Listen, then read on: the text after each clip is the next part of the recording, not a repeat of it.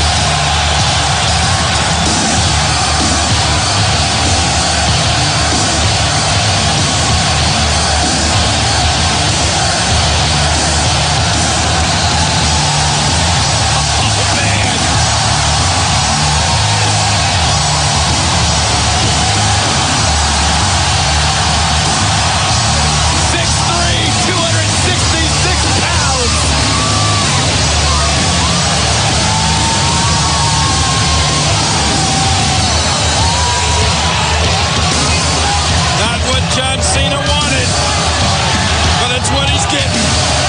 Brock Lesnar.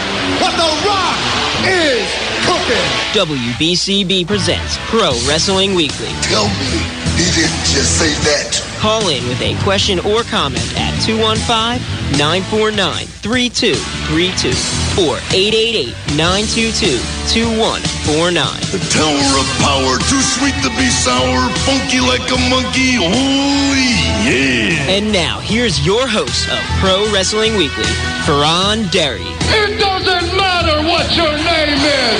Really? Yeah!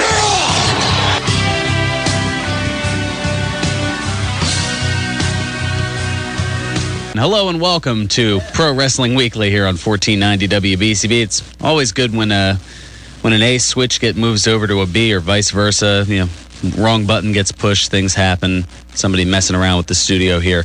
But needless to say, an interesting week of WrestleMania, and of course the night after, The Rock and Brock Lesnar making their various appearances. Of course, Brock Lesnar coming back to the WWE on Monday Night Raw, hitting the F5 on John Cena.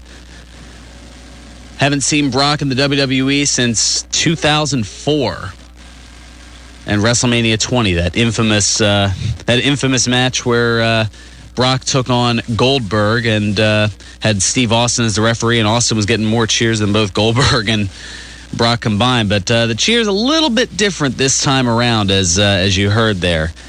Yeah, definitely interesting. We also want to get your thoughts. WrestleMania, of course, this past Sunday. We'll go through the rundown of the entire card, which I didn't do so well in. Definitely, my predictions certain to go wrong. Definitely fit the billing on this one, that's for sure.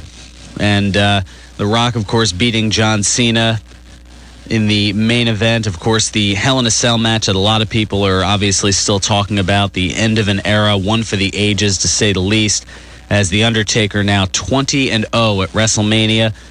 Do you think Taker should come back, or is this his swan song? Is this it? Should he ride off into the sunset, head back to Death Valley, Paul Bearer, and everything else? Certainly up to you. 215-949-3232. That's the local number, toll-free, 888-922-2149. Lots of Facebook feedback, and I certainly had a little bit myself, courtesy of Twitter.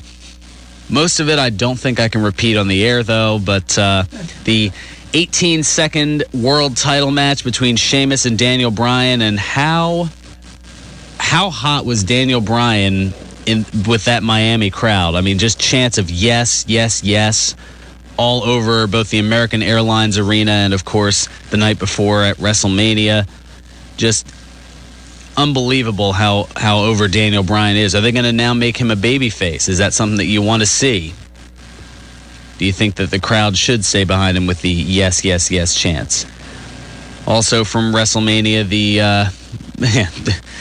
we had to make time for the Brodus Clay bit involving him calling his mama and bringing out Mama Clay and the Bridge Club to shake all of their respective fake booties in... Well, I'll read my own Facebook feedback. Brodus Clay bit was solely for Vince McMahon's entertainment because nothing says make Vinnie Mac laugh like racial stereotypes. And that's pretty much what Vince does there. And John following up, you'd think with the racial powder keg down in Florida right now that they would have avoided that. Apparently not. Who knew? Anyway, let's go ahead and get to the phones. We'll get to more of your feedback in a little bit. We're just all over the place here today. Let's start with Old School. Old School, welcome to Pro Wrestling Weekly. How's it going? I want to ask you a question. What's going on with Brock Lesnar on Monday Night Raw? Well, I'm sure you heard the opening clip while you were on hold there. He signed a one-year deal with the WWE. He's going to have a limited number of dates, and that's because his biggest gripe and issue with his tenure in the WWE before, going back, 8, 9, 10 years ago, was the extensive and heavy travel schedule. So you'll only see him on a couple of Monday Night Raws and a pay-per-view every month. You won't see him every week. You won't be seeing him at the house shows. He won't be on the European tour that's coming up with the WWE. He's kind of a part-time player in a sense. Oh, okay. But a big, highly paid part-time player. Oh, I see. Let me ask you another question. There's another wrestler. His name was Just Incredible. Whatever happened to him? Just Incredible. Well, I know he did a lot of local stuff. I got the chance to announce one of his matches locally here that was done not too long ago. But he's just been doing his thing on the independent circuit. I mean, he's at this point pushing 40 years old, so I don't think that WWE or TNA really wants anything to do with him. So he's just doing his deal in the independents. Oh, okay. Okay. What about The Rock now? Is he going to stay in WWF or he going to continue to make movies or what? Well, it's going to be a little bit of both. I mean, now that WrestleMania is gone, I would imagine that The Rock is heading to wherever he needs to film his next movie, and we may see him again probably closing in on SummerSlam. I mean, WWE still holds a little bit of importance to the big four pay-per-views of the Royal Rumble, WrestleMania, SummerSlam, and the Survivor Series. So it's extremely possible, especially with the now tradition that SummerSlam is held at the Staples Center in Los Angeles, that it being not too far away from Hollywood, that might be the time that you see another appearance of the Brahma Bull himself, The Rock. What about The Undertaker? You think he'd come back to WrestleMania next year, face somebody else? Well, at this point, who does he face? I mean, that's been the biggest question. I know a lot of there were a lot of rumors going down WrestleMania weekend. Obviously, people had spotted Brock Lesnar in Miami. People had spotted Batista in Miami. And a lot of people were wondering, are either or both of them going to get involved in some capacity? And that was a question that was going around. I didn't want to reveal the spoilers here on the show, so I made sure that was kind of kept under wraps because I like surprises. Although the surprises were kind of lost on the Miami crowd, as all while John Cena was in the ring, you heard chants of "We want Lesnar, we want Lesnar." Okay. So they knew it was coming, and yeah, I mean, but credit again to the Miami crowds because they made an event an even bigger event just with their activity, their reaction to everything. I mean, there was no real low point for them. Well, except maybe the Divas tag match. But Batista coming back or what? No? I don't know. Even if they do bring him back, hasn't been gone long enough for any matches to not seem stale. I mean, we've seen Batista and Cena. Maybe Batista and CM Punk, but I don't know. Is there a lot of money drawing that? I don't know. I'm not exactly salivating over it. Okay, well, I appreciate that. No problem. Thank you so much for the call, Old School. Care. All right, thank you. Appreciate it. Yeah, I don't know. But Batista, he may want to come back just because his interest in mixed martial arts has kind of fallen by the wayside. UFC now controlling Strikeforce, and that's where Batista was in. That kind of takes away from things a little bit. So, I don't know. Even if Batista does come back, it almost seems like a high-priced entry for, and you're not going to get your bang for your buck in it. Although, I don't know.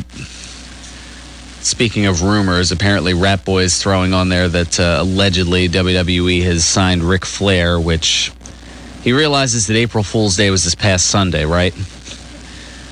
Last week he was throwing Hulk Hogan out there, which obviously that's not the case, as Hogan's the general manager in TNA, and we're going to talk a little bit about that coming up on the other side of our first time out. Lots more to get into. First, we'll look at the WrestleMania results. Going top to bottom to top, really. Starting off with the pre-show, Epico and Primo hanging on to the tag titles, beating the Usos and Tyson Kidd and Justin Gabriel.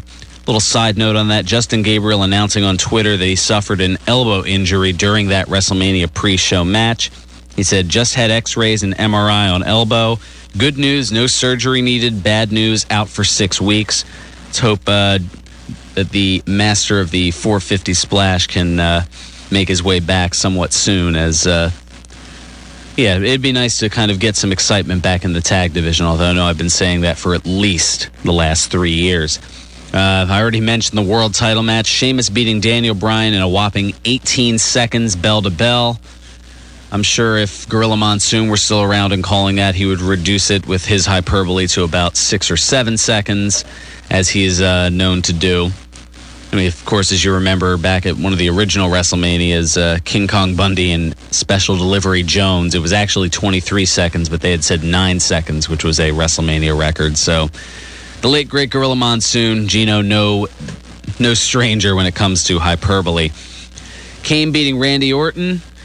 I didn't get that one right either. I figured Orton was, I guess Orton's going to continue to put people over. I don't know what's going on with that. Little story on Orton coming up later about a movie deal that was signed and taken away just as quickly. Big Show beating Cody Rhodes, much to my dismay, to win the Intercontinental Championship. Again, didn't exactly pick that one right. Guess I'd gone with my heart instead of my head, and I don't know. I guess most people would have gone with the younger Cody Rhodes getting a little bit of a rub here, but No, I guess for some reason a almost 40-year-old Big Show needs the Intercontinental title. Don't know why. No shock here. Kelly and Maria Menounos beating Beth Phoenix and Eve. Again, a celebrity in a match. Celebrity always wins. It's kind of a no-brainer, really. Undertaker beating Triple H in that half-hour classic. If you have not seen this, go out of your way to see it. Or we're about 5-6 weeks away from the DVD coming out. Make sure you get that DVD of WrestleMania 28. You do it, if for no other reason than this Hell in a Cell match. My words can't do it justice. The fact that pretty much everybody requested Jim Ross to come out to call this match, and Vince actually granted it. So kudos to Vince McMahon for getting that right at least.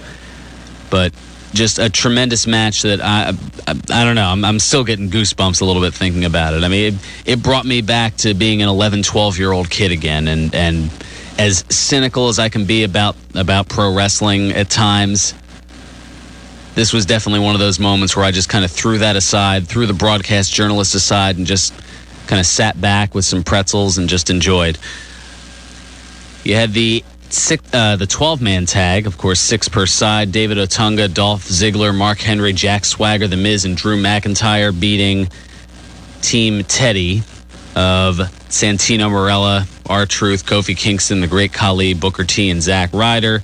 So John Laurinaitis, now the controlling GM of both Raw and SmackDown. Anybody else interested in this? Because I know I'm not. I don't know. But battles over authority, we've seen it so many times. Yeah, this is where the cynicism comes back. See, battles over authority figures, we've seen it. We've now got it going on with Hogan. We'll talk a little bit more about that on the other side. CM Punk beating Chris Jericho to retain the WWE Championship. Should have gone with Punk. I don't know why I didn't. Well, no, I know why I didn't, because I figured that Punk would be in chase mode heading home to Chicago for Extreme Rules coming up in 3 weeks. And, of course, The Rock beating Cena. Again, one of those where I should have gone with my heart instead of my head, but I went with my head, and that, of course, lost. So 4 out of 9 right for the pay-per-view. And if you take off the pre-show tag match, that makes it a 3-5, which is, of course, not any better. Oh, wow. So we'll take care of some business. We'll come back. We'll get to the phones. We'll get to more of your Facebook feedback. I've got, actually, before we take care of some business, I've got an announcement about an autograph session and photo op coming up in a little bit. And a little over a month from now, I want to say, this Saturday, May 12th. I think that's 5 weeks away if I'm counting right, and I'm sure if I'm not, somebody will let me know. From 1 to 3 o'clock at George's Cards and Collectibles, WWE Hall of Famer, former WWE Tag Team Champion, remember Money Inc., the $1 Million Man, Ted DiBiase. Everybody's got a price. Your price is $25 to get a photo and autograph with the $1 Million Man. That's Saturday, May 12th, from 1 to 3 at George's Cards and Collectibles, and that's their New Falls location, 7755 New Falls Road in Levittown. More information, you can give them a call at 215-943-2475, or you can go online at www.georgescollectibles.com. I know I'll be there. I'll have to rush right on over there as soon as I'm done the show from noon to 1. So there you go. You can listen to me on your way over to George's Cards and Collectibles, and then get in line there, get the opportunity to meet and greet and get a photo op and an autograph with the $1 Million Man, Ted DiBiase. I'm looking forward to it. I know RC from Completely Damaged is pumped. Hopefully he'll get a chance to talk with him a little bit. Maybe you'll see that up on Completely Damaged. CompletelyDamaged.com. See, I'm so excited, I'm choked up. I'm going to go take care of some business, come back, get back to the phones, get more of your Facebook feedback, more of your thoughts on WrestleMania, as well as a look at the general manager, Hulk Hogan, and whether he's doing his best Rob Van Dam impression and that he's the whole bleeping show. This is Pro Wrestling Weekly here on 1490 WBCB and online at WBCB1490.com.